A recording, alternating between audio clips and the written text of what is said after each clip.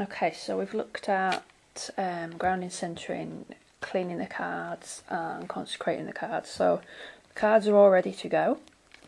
We're ready to do a little one card reading. So whether you're doing it for yourself or somebody else, you just got to start off with the intention again that you want to clearly receive and interpret messages from the divine. And then it's a case of whether there's a specific question to be asked or if it's just for general guidance.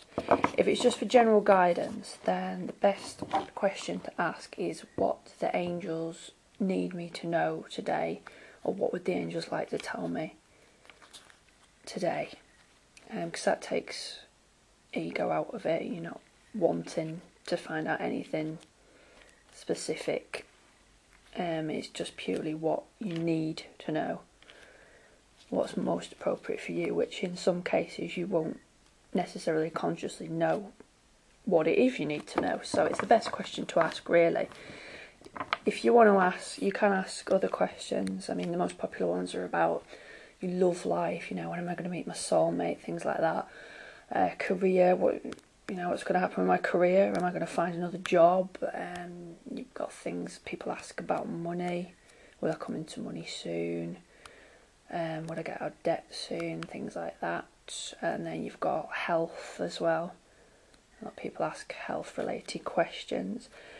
So just with the questions, obviously, you can't go too specific, like what colour will my future husband's hair be? Obviously, you've got to ask something that is within the scope of being answered by these cards in the first place.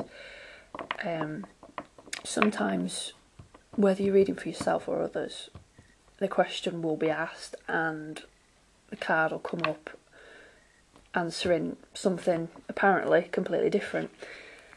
This is usually because whoever is having the reading done to them needs to know something that's really important to them and their situation that may not be what they thought it was and therefore didn't ask about it. Some people as well will not want to ask certain questions out loud but may still get the answer to that question even if they decided to play it safe and ask another one. The angels know. So I'm going to shuffle the cards. There's no right or wrong way to shuffle. Just basically use your intuition, and when you feel guided to stop shuffling, you can stop shuffling. So basically, the law of attraction works here in that if you've put the intention in that you want clear messages about question blah, or what do you need to know today, then the card that's most appropriate for that will, through the law of attraction, come out and be picked. So whenever you feel guided to stop shuffling, you can do so. It doesn't matter how you shuffle them, whether you cut the cards or whether you just do what I did a bit. It doesn't matter. I mean, obviously, if it's the first ever reading you've done out the deck, you might want to, I usually get them all out, pick them up one by one and look through the deck, and then just sort of splay them all out all over the floor and give them a really good muddle up before I start doing readings, so they're not in alphabetical order or anything. So, doing a simple one card reading, you just need to pick a card. Okay, so I've got Layla, and this one says, spend time alone in nature, meditating about your desires and intentions. Ask the angels to help you gain a positive perspective. Okay, so this is where we're going to take what we can from the card and take what we can from personal circumstances. If it's a basic one card reading, these are best practiced on yourself as much as possible before you start practicing on other people. The only thing you have to be careful of if you're practicing on yourself is making sure your ego doesn't get in the way. So sometimes you may try and draw things out of cards, meanings that aren't necessarily the meanings. Say if you got a card that said children on it and you were desperately trying to have a baby, your ego might come in and say, oh, that means I'm going to have a baby soon, whereas the card's meaning may be coming across as you need to nourish your inner child at this moment in time. And it's come through with that card. So just, again, if you're grounded and centered at the beginning, it helps to just keep the ego out of the way. So, relating the card basically then to, if it's your reading, personal circumstances. If it's somebody else's reading, then to their circumstances. So for example, in my case, this one is saying spend time alone in nature. Okay, so I need to get outside a bit more, which makes sense to me because I've spent all day inside on the computer and I do feel a bit like I've got cabin fever. It also says meditating about your desires and intentions. Again, I've felt over the last few days quite scattered. I've got a lot of things going on. I'm not sure which direction to go in. And ask the angels to help you gain a positive perspective. So I'm being reminded to ask for help and to get outside in nature and really just, again, you can look at the imagery to sort of back it up, and whatever you're drawn to in the imagery, if you're giving a reading to somebody, just say what you see basically, or say what you feel as well. So this angel's daydreaming off into space, so I get the impression I've got to pretty much be outside like that, you know, going to sit outside. I am fortunate enough to live by a sort of the estuary sort of sea area, so I need to go and sit outside and really just meditate on what it is I want to manifest, and hopefully I can remember to ask the angels as well for some help on this.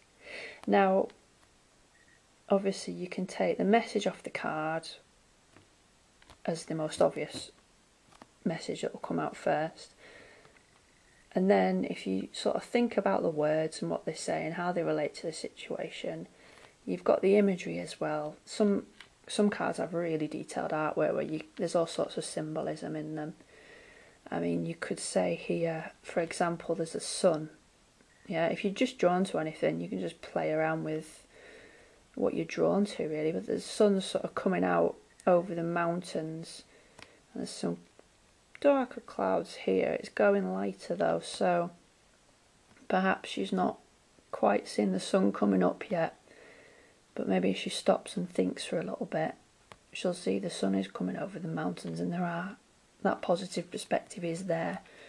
She just needs to do what she is starting to do there and just take stock and see that it's coming.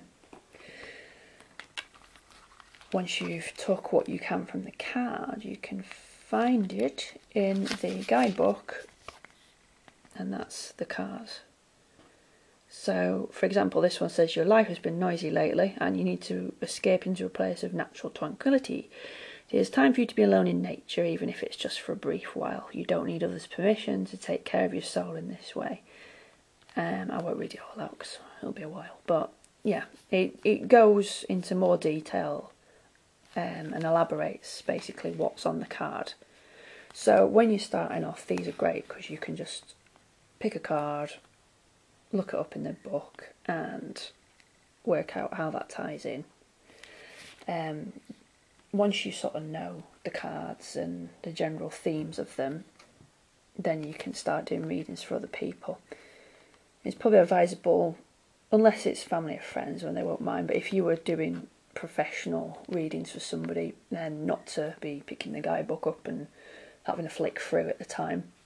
Although I have known people do that, but the whole point of angel card reading really eventually is to use your intuition to what messages are coming through, but the guidebook is really good helping hand, as it were.